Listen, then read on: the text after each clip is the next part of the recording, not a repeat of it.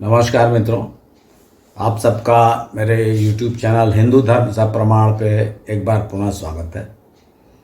मित्रों, अभी हम जो लगातार ये श्रृंखला चल रही है, इसमें देखिए आप जो 5 प्रमुख धर्म मैंने बताया था, प्रमुख पंथ हिंदू धर्म में जो सम्मिलित किए गए, उन सब के बारे में बता दिया मैंने आपको। मनुओं के बारे में बताया, उसके बाद भगवान विष्णु, उनके अवतार, फिर रुद्र, नागवंश, शिवलिंग, फिर देवियों के बारे में बताया। एक प्रकार से जो हिंदू धर्म के प्रमुख स्तंभ हैं वो मैंने आपको बता दिए। अब कुछ अन्य जो प्रमुख देवी देवता या ऋषिगण हैं, मैं सोच रहा हूँ उनका भी परिचय आपको दे दिया जाए, क्योंकि लोगों को उत्सुकता रहती है जानने की और उनके बारे में डिटेल पता नहीं रहता कि है कौन। जैसे बहुत सुनते हैं आप, जैसे उदाहरणार्थ सूर्य। अब आप सोचेंगे सूर्य के बारे में क्या बताना, तो देखिए उत्सुकता ये होनी चाहिए आपको कि सूर्य तो हम सब देख रहे हैं, आकाश में है, उदित होता है। अगर सूर्य थोड़ा पास है, जैसे गर्मी के दिन है, इस समय गर्मी बढ़ जाती है, तो ये सूर्य जमीन पे कैसे आया? ये मैं इसलिए बोल रहा हूँ कि वैवस्वत मनु, ये सब आपको पता है ना, सूर्यवंश, या काशी में लोलार्क, कांपता हुआ सूर्य, ये सब क्या कहानियाँ हैं? अगर सूर्य आकाश में है तो फिर ये सब कहानियाँ कैसे बनी? या जो आर्यों ने जब प्रारंभ किया तब सूर्य की क्या स्थिति थी? तो आज मैं आपको इसी विषय पे बात करना चाहता हूँ, लेकिन उसके पहले मैं आपको नोटिस में ध्यान में एक बात लाना चाहता हूँ कि कुछ ऐसे कमेंट मेरे वीडियो पे आ जाते हैं जो स्पष्ट समझ में आता है कि भाई इनको कमेंट करने वाले को कोई ज्ञान नहीं। मेरा इतना ही अनुरोध है, मैं किसी के ज्ञान पे नहीं बोल रहा हूँ, इतना ही अनुरोध है कि अगर आपको विषय की जानकारी ना हो तो कृपया कमेंट ना करें। और विशेषकर ये जो भगवान बुद्ध को मानने वाले हैं वे अवश्य कमेंट करते हैं। इससे मेरा इतना ही कहना है कि देखिए, हिंदू धर्म में भगवान बुद्ध को भी भगवान विष्णु का अवतार माना गया है, तो मैं तो उनके विरुद्ध नहीं बोल सकता। और वैसे भी मैं तो इतिहास बता रहा हूँ। भगवान बुद्ध का मेरा जो है एपिसोड है, उनको देख लीजिए, मैंने इतिहास बताया है। उनके क्या मानते नहीं मानते, कौन मानते, ये नहीं बताया, क्योंकि मैं शुरू से इस बात के लिए बहुत सावधान हूँ कि मैं इतिहास ही बताऊं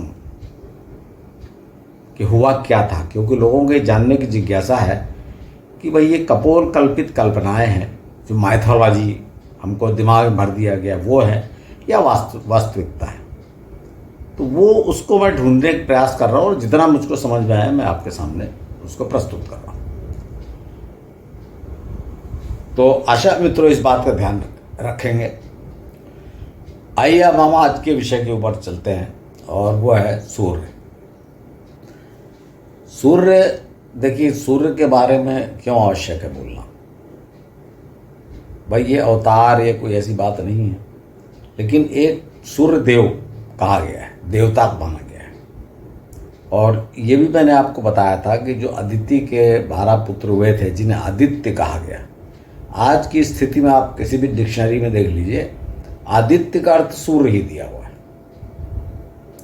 जबकि अदिति के 12 पुत्रों को आदित्य कहा गया था। तो ये सब क्लैरिफाई करना जरूरी है कि हुआ क्या था, कौन है। तो सबसे पहले मैं आपको ये बताता हूँ कि ऋग्वेद के अनुसार, और जो मैंने प्रारंभ में आपको बता चुका हूँ, कि सूर्य पूजा कैसे प्रारंभ हुई।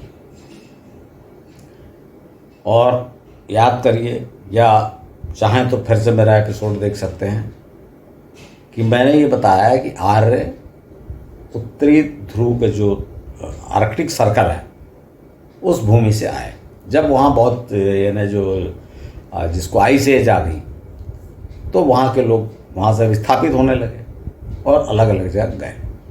तो भारत में भी ईरान से होते हुए बलूचिस्तान जो आज का पाकिस्तान में है वहाँ से होते हुए अंदर आए, सिंधु नदी के किनारे पहुँचे और वहाँ से धीरे धीरे भारत में आगे बढ़े। ये मैंने आपको पूरा विस्तार पूर्वक बताया है। तो सूर्य पूजा आप देखिए, अगर भारतवर्ष में आप देखेंगे तो यहाँ इतनी गर्मी पड़ती है और लोग चाहते हैं कि भाई सूर्य 4-6 महीने जरा गर्मी के दिनों में ना निकले। हालांकि सूर्य ही जीवन है, ये भी आपको पता है कि भाई पेड़ पौधे वनस्पतियों का जीवन सूर्य ही है, सूर्य के बिना सब काम रुक जाएंगे। लेकिन उत्तरी ध्रुव क्षेत्र में आज भी जो स्कैंडिनेवियन कंट्रीज, जो आइसलैंड ग्रीनलैंड वाला इलाका है, वहाँ पे जो सूर्य का महत्व है वो और कहीं नहीं। क्योंकि वहाँ पर लगभग 6 महीने रात का समय या शाम का समय रहता है, अंधेरा हो जाता है। तो उस समय की कल्पना करिए आप, जब कोई लाइट वाइट की व्यवस्था नहीं थी, तब तो सब कुछ सूर्य पे डिपेंड था। तो इसलिए जो ऋग्वेद के जो प्रारंभिक जो ऋचाएँ हैं वो सूर्योपासना की हैं, और उसमें सूर्य को उदय काल से लेके आइए, और जो भी मैं आपको धीरे धीरे बताता चलूँगा, जितनी सूर्य की पूजा है वो इसी बात के लिए है कि भाई तुमसे ही हमारा जीवन है। और ये आप ध्यान रखिएगा कि ये बात उत्तरी ध्रुव क्षेत्र के लिए है, हालांकि हर जगह के लिए है। सूर्य के बिना पृथ्वी पर जीवन हो ही नहीं सकता, लेकिन वहाँ बहुत ज़्यादा, वहाँ तो कुछ एक कदम आगे नहीं चल सकते सूर्य के बिना। तो मित्रों, जितनी जो सूर्य को ही देखिए, यहाँ पे सूर्य को पहले देवता तो कहा गया, पहला देव जो है वो है सूर्य। बाद में जब अन्य देवता कहे गए, और ये आर्य जो थे प्रकृति पूजक थे, तो इन्होंने सूर्य, चंद्र, अग्नि, इन सबको, वायु, जल, इन सबको देवता कहा, और इसमें सूर्य को राजा की उपाधि दी। आज भी आप देखिएगा जो ज्योतिषी हैं वो सूर्य को राजा मानते हैं। जब आप देखिए गणना की जाती है ना, तो सूर्य राजा है, इस तरह की गणना की जाती है। बुध उसका मंत्री है, ऐसा इस तरह से कहा जाता है। तो यहाँ मैं आपको ये बता रहा हूँ कि सूर्य को ही पहला इंद्र, देखिए इंद्र शब्द में मैं खैर ये अगले दूसरे एपिसोड में बताऊँगा। यहाँ पर आप ये समझ लीजिए कि सूर्य को सभी देवताओं का राजा कहा गया, और ये देवता कौन थे? प्राकृतिक जो कहना चाहिए जो पिंड है इस सृष्टि में, जो घूमने वाले प्राकृतिक पिंड है, उनको देवता माना गया, तरह तरह के देवता, और उनका राजा था सूर्य। लेकिन फिर इन्होंने देखा, आर्यों ने, कि भाई ये सूर्य जो है बादलों में छिप जाता है, तब क्या होता है? तब उन्होंने एक दूसरे विष्णु की कल्पना की, इंद्र की कल्पना की, इत्यादि, आगे बढ़ते जाए। तो मैं अभी आपको, अच्छा हाँ, एक यहाँ पर मैं एक उल्लेख कर देना चाहता हूँ। एक बड़ा प्रसिद्ध मंत्र है जिसे गायत्री मंत्र कहा जाता है। एक्चुअली ये सूर्य की उपासना का मंत्र है, मैं पहले भी आपको बता चुका हूँ। ओम भूर्भुवः स्वः तत्सवितुर्वरेण्यं भर्गो देवस्य धीमहि धियो यो नः प्रचोदयात्। इसमें देखिए आप, ये जो ओम भूर्भुवः स्वः है ये यजुर्वेद से लिया गया, और तत्सवितुर्वरेण्यम ये अगला जो पार्ट है ये ऋग्वेद का श्लोक, ऋग्वेद की ऋचा है, और इसके रचयिता हैं महर्षि विश्वामित्र। तो ये जो आप आज जो गायत्री मंत्र है ये किसी एक जगह में संपूर्ण नहीं है। मैंने आपको बताया ना कि यजुर्वेद में है ओम भूर्भुवः स्वः, इसको जोड़ा गया। मैंने इसको ज़्यादा महत्वपूर्ण या ज़्यादा प्रभावशाली बनाने के लिए ओम भूर्भुवः स्वः को जोड़ा गया, क्योंकि ओम तो आपको पता है, ओम जो है प्रणव मंत्र माना जाता है, प्रणव अक्षर माना जाता है। ओम शब्द को आर्य मानते थे कि इसी से, और ये मैं आपको डिटेल बता चुका हूँ कि जो सूर्य के घूमने की गति, जो आवाज़ आती है, जिसको नासा वालों ने रिकॉर्ड किया है, वो इससे मिलती जुलती है। अब वो सब आश्चर्य छोड़िए, अभी मैं सीधे सीधे आपको बता रहा हूँ कि हुआ क्या। और भूर्भुवः स्वः जो है, इसका अर्थ है पृथ्वी और अंतरिक्ष और स्वर्ग, मतलब तीनों लोग। तो ये जो बताता है बहुत सिंपल है, इसको बड़े बड़े शब्दों में आप गूगल में देखेंगे या लोगों को बड़ा ज़बरदस्त कठिन शब्दों का प्रयोग किया गया, जबकि सीधा सीधा सही है कि सूर्य से प्रार्थना करता है याजक कि जिस प्रकार से तुम इन तीनों लोगों को प्रकाशित करते हो और अंधेरे को दूर करते हो, उसी प्रकार से तुम मेरी बुद्धि को भी प्रकाशित करो और मेरे बुद्धि में छाए हुए अंधकार को दूर करो। सीधा समझ लो। अब इसको आप परमात्मा और ये वो जो भी करना करिए, बहुत बहुत सिंपल अर्थ है संस्कृत में अगर आप देखेंगे तो। तत्सवितुर्वरेण्यम, माने सवितु, यहाँ पर सूर्य का नाम कहा गया सविता, सविता देव। तत्सवितुर्वरेण्यम माने उन सविता देव की मैं पूजा करता हूँ। भर्गो देवस्य धीमहि, जो निवारण करते हैं धीमहि धरती के अंधकार का, और धीमहि धियो यो न प्रचोदयात्, उसी प्रकार से मेरी बुद्धि को भी वो प्रकाशित करें। इसका अर्थ ये। तो यहाँ पर आपको ये बताने का अर्थ है कि सूर्य जो है सीधे सीधे प्रकाश से संबंधित, चाहे वो धरती का हो, बुद्धि का हो, कैसे भी वो देवता उसको माना गया पहला। लेकिन फिर ये समस्या उठती है कि भाई ये सूर्य कौन थे जिनके पुत्र ये सब हुए, यम यमी संतानें हुई, सूर्यवंश जिनसे चला, ये कौन थे? तो आइए देखिए, फिर हम ये भी देखते हैं कि भाई ये ऐसा कन्फ्यूज़न क्यों हो गया। आज हम लोग को, हिंदुओं को नॉर्मली, जिन्होंने गहन अध्ययन नहीं किया हो, उनको यही कन्फ्यूज़न हो जाता है कि भाई ये जो आसमान में जो सूरज है वही धरती पे आया था उस जमाने में, और यहीं से चालू होता है मैथोलॉजी।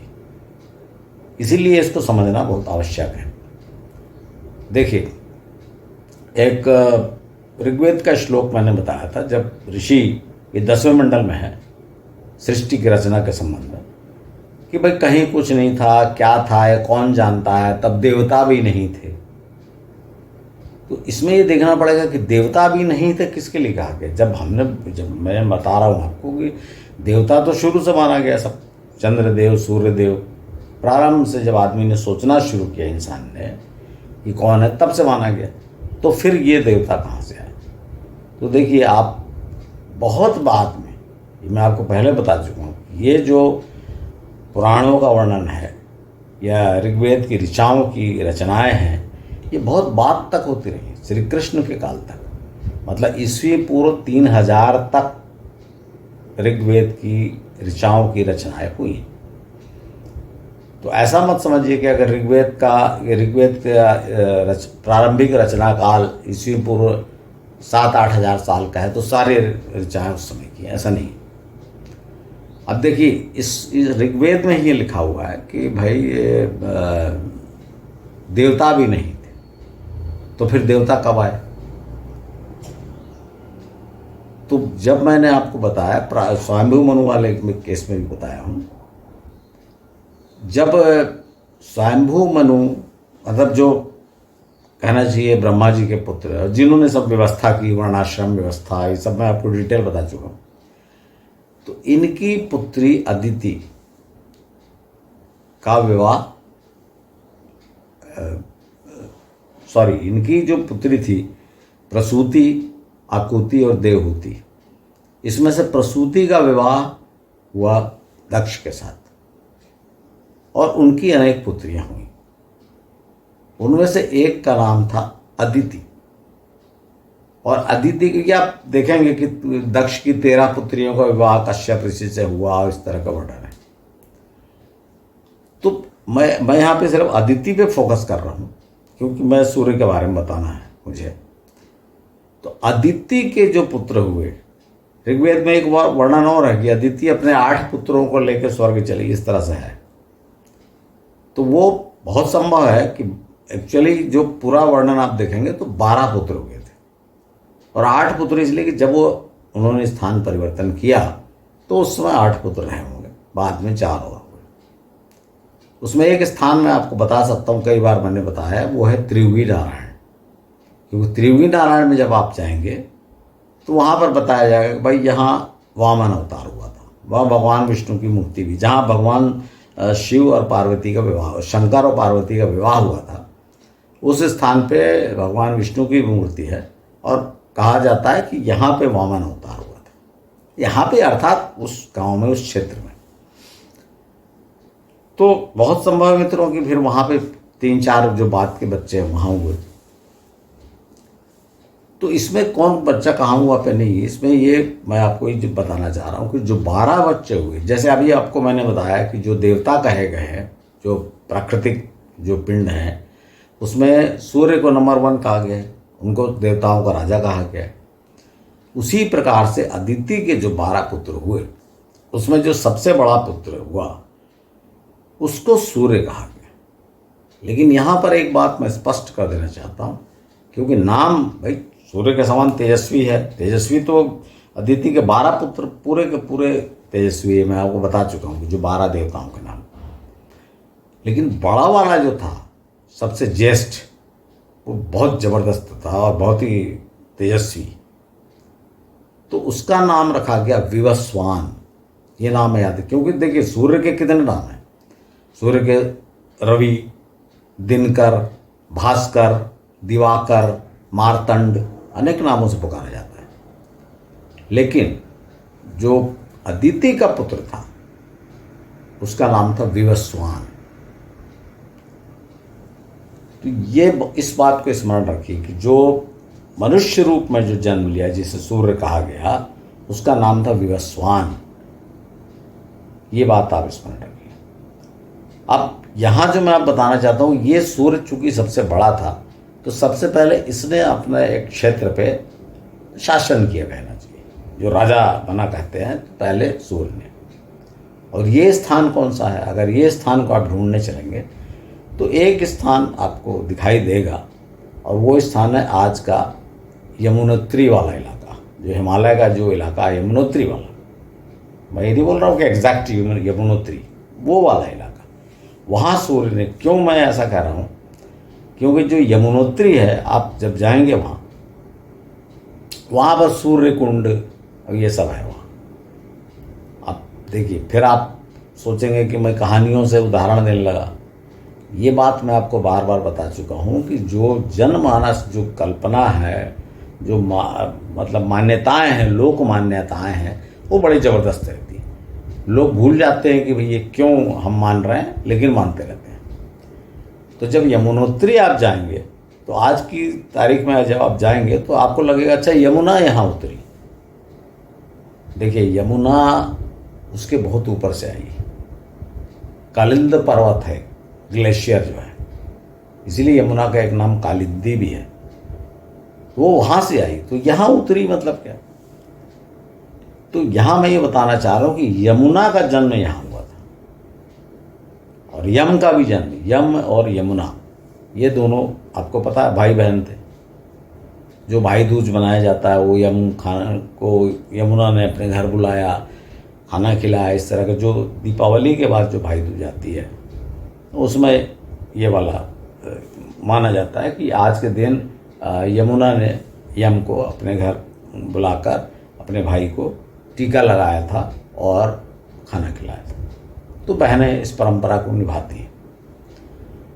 तो जो सूर्य, ये जो विवस्वान थे, इनकी पहली पत्नी जो थी, जिनका पुराणों में वर्णन है, उसका नाम संज्ञा, संध्या, ऐसे नाम है।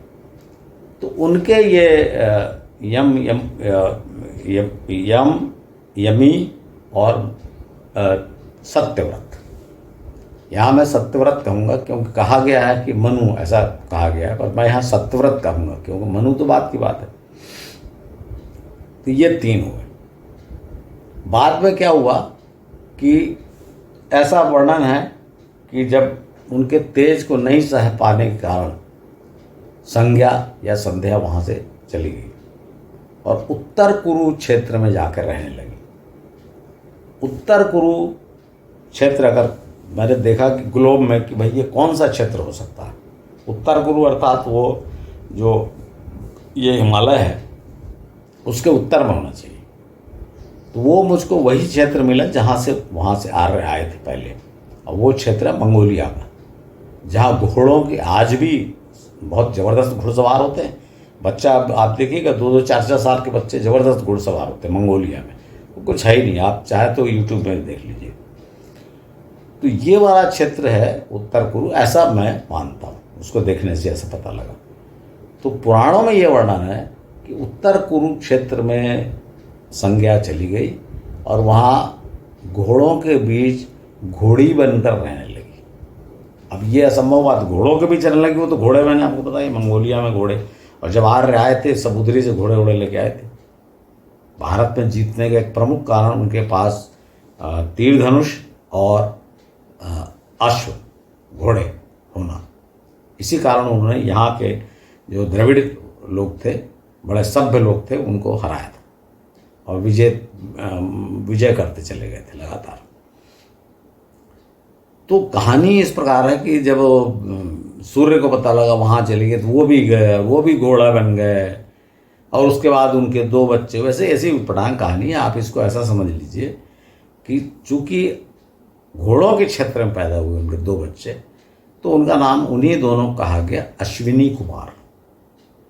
जब आप अपने पुराण पढ़ेंगे ना तो उसमें लिखा है कि वो संज्ञा घोड़ी बन गई, कि सूर्य भी घोड़ा बन गए, इस तरह कहानी। तो इसको छोड़िए, बता आप ये समझिए कि 2 पुत्र उनके और हुए अश्विनी कुमार। अश्विनी कुमार आपको पता है कौन है, उनके बारे में डिटेल आपको बाद में बताऊंगा। तो ये उसके बाद जब उन्होंने इस बीच में छाया नाम की एक स्त्री से, हालांकि लिखा ये है कि संज्ञा अपनी छाया को छोड़ गई, ऐसे टाइप का, तो आप समझ लीजिए एक दूसरी उनकी पत्नी बनी छाया, और उससे पैदा हुए शनि, जो अत्यंत रंग जिनका सांवला था। तो सूर्य जो थे, मतलब विवस्वान, उनसे बहुत चिढ़ते थे, पसंद नहीं करते थे। इसीलिए देखिए आज भी आप जब आप पंडित आपको कुंडली बताएगा पढ़ के, तो बताएगा कि शनि और सूर्य पिता पुत्र होते हुए भी इनकी नहीं जमती, विरोधी हैं एक दूसरे के। ये बात को आप ध्यान रखिएगा। मैं आपको, क्योंकि मैं आपको कुंडली नहीं बता रहा हूँ, लेकिन जो मान्यताएं हैं वो बता रहा हूँ, क्या क्यों है, इसी कारण है। सूर्य को संदेह था अपनी दूसरी पत्नी के, क्योंकि शनि बहुत ही काले थे, ये आपको पता ही है, शनि बहुत काले थे। अब यहाँ पर आप देखिए, जो ये विवस्वान के जो पुत्र हुए, उसमें से यम तो आपको पता है कितना जबरदस्त, यम का बहुत ही प्रतापी थे, अपने पिता के समान। तो उनका एक राज्य बन गया, उसको पुराणों में उसका नाम है संयमनीपुरी, उसका नाम दिया गया संयमनीपुरी। और यमुना तो आप देख ही रहे हैं कितनी प्रभावशाली नदी है हमारे यहाँ की। उसके बाद जो सत्यव्रत थे, उसमें ऐसा पुराण में एक आध जगह ही मैंने वर्णन पढ़ा कि भाई वो पृथ्वी पे चले गए, अर्थात जो वो एरिया है हिमालय का, उसको छोड़ के पृथ्वी पे चले गए। और यहाँ मैंने आपको एक कहानी बताई थी, जो न सिर्फ हिंदू पुराणों में बल्कि बाइबल में और कुरान में भी है, और वो कहानी है बाढ़, जबरदस्त बाढ़ की कहानी। और इसीलिए मैंने अपने जो डिटेल्स, मेरे जो एपिसोड हैं, हालांकि कई हिंदू बड़ा इस बात पे तो आज बहुत ज़्यादा मतभेद है कि भाई ये स्थान कहाँ होगा, पर मैंने आपको ये देखते हुए कि हिंदू पुराण में भी इसका वर्णन है और बाइबल में भी है और कुरान शरीफ में भी है, तो ये स्थान होना चाहिए दजला फरात की घाटी, मेसोपोटामिया का क्षेत्र। और ये भी मैंने आपको बताया है कि जो ईरान से जब आर्यों का ग्रुप चला तो एक भारत की तरफ आया, बलूचिस्तान होते सिंधु नदी के किनारे, और एक ग्रुप मेसोपोटामिया। और ये जो जैन अवस्था में भी लिखा हुआ है, जैन अवस्था में जो 16 स्थान खोजे अहूर मजदा ने, उसमें से 15वां स्थान ये सप्त सिंधु प्रदेश भारत का, जिसको हप्त हिंदू कहा गया है, और 16वां स्थान मेसोपोटामिया है, जिसको बड़े बड़े विद्वानों ने, ये मैक्स मूलर इन लोगों ने माना है, हाग वगैरह ने, कि भाई ये स्थान मेसोपोटामिया। तो इस स्थान पे के राजा बन गए सत्यव्रत। और जब प्रलंकारी बाढ़ आई तो वो कहानी आपको पता है, मत्स्यावतार वाली, कि मछली न बचाया, तो समझ लीजिए कि नाव में वो अपने लोगों को लेके, अपने सप्तर्षियों को, अपने परिवार को लेके, है ना वो कहानी के हर चीज़ का एक एक बीज बनाया, हर चीज़ का एक बीज अपनी नाव में रखा, इस तरह का। उसको छोड़िए, अपने परिवार को रखा और नाव में वो निकल गए मल्लाहों की सहायता से। यही कहानी है मछली के रूप में भगवान विष्णु ने उनका जो मत्स्यावतार वाली कहानी है, वही कहानी। और वो समझ लीजिए कि आपका जो मेसोपोटामिया वाला इलाका है, जो आज का समझ लीजिए कि आपका कतर वाला इलाका है, वहाँ से वो भुज आ गए। क्योंकि ये ऋग्वेद में कई जगह वर्णन है कि भुज्यु को बचाया, इस तरह का कई श्लोक है। इंद्र की मतलब वो की गई है, प्रशंसा की गई है।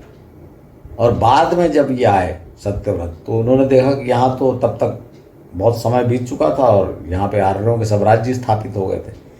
तब ये धीरे धीरे सत्यव्रत पहुँचे, जो वर्तमान में जो नैमिषारण्य है, वहाँ पर आप जाएंगे तो मूर्ति, और वो बताएंगे आपको कि स्वयंभू मनु है। स्वयंभू मनु नहीं है, वो ये सत्यव्रत है।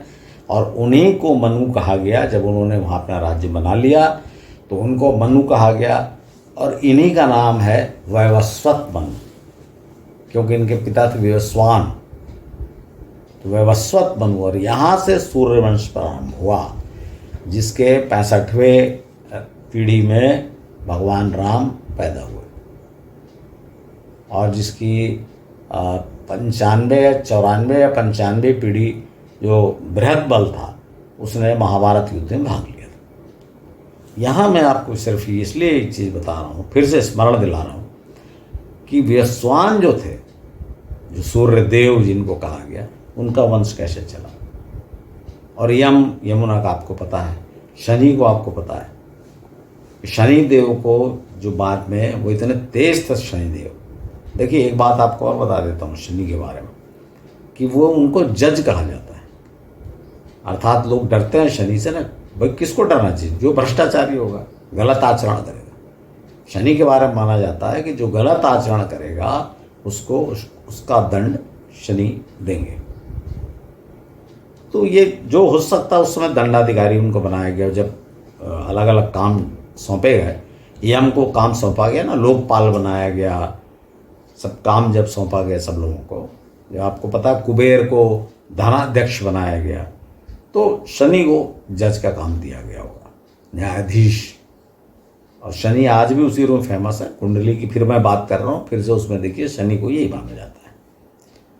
तो ये हैं सूर्य, और इसमें बड़ी रोचक कथा है ये। यहाँ तो मैंने आपको उनके परिवार का और कैसे ये परिचय दिया, लेकिन इसके बारे में जो आप है ना, एक बड़ी मनोरंजक बात है जो मैंने आपको गायत्री मंत्र बताया था, उसमें भी वो बड़ा मैं आपको बता चुका हूँ कि भाई गायत्री मंत्र उसी को देखिए पहले सावित्री लिखा है। जब विश्वामित्र जी ने बनाया, और विश्वामित्र जी कब थे? श्री राम के काल में। तो जो लोग कहते हैं ना कि ये पहला मंत्र है ऋग्वेद का, आप देखिए वो तो श्री राम के काल में। जब श्री राम का काल कब का है? ईस्वी पूर्व 5000। अर्थात आर्यों को आए और ऋग्वेद की ऋचाओं की रचना प्रारंभ हुए 2-3 हजार साल बीत चुके थे। लेकिन विश्वामित्र जी ने अपने, कहना चाहिए जो पुरखे थे, पूर्वज, ब्रह्मा के वंश वाले सब मानते अपने आप को, जितने ऋषि थे, उन्होंने उनके नाम पर अपने इस मंत्र का नाम सावित्री रखा था। जो ब्रह्मा जी आप पढ़े ना, सावित्री और गायत्री बता चुका हूँ मैं आपको, तो सावित्री रखा था। और बाद में जब ब्रह्मा जी ने त्याग दिया और गायत्री से शादी कर ली, वो अलग कहानी है। तो इसको गायत्री मंत्र कहा जाने लगा, पर है ये सूर्य का मंत्र। और सूर्य की पत्नी जो संध्या, मैं इसलिए संध्या बोल रहा हूँ, संज्ञा बहुत जगह लिखा हुआ है, संध्या भी है, क्योंकि इस मंत्र के पाठ को सुबह शाम दोनों समय किया जाता है। पर दोनों समय इस पाठ का, इस मंत्र का जाप करने को संध्या करना कहा जाता है। मुझे इस बात पर बड़ा आश्चर्य था कि भाई इसको प्रातः काल करेंगे, जब मंत्र का जाप करेंगे तब भी बोलेंगे संध्या कर लिए क्या?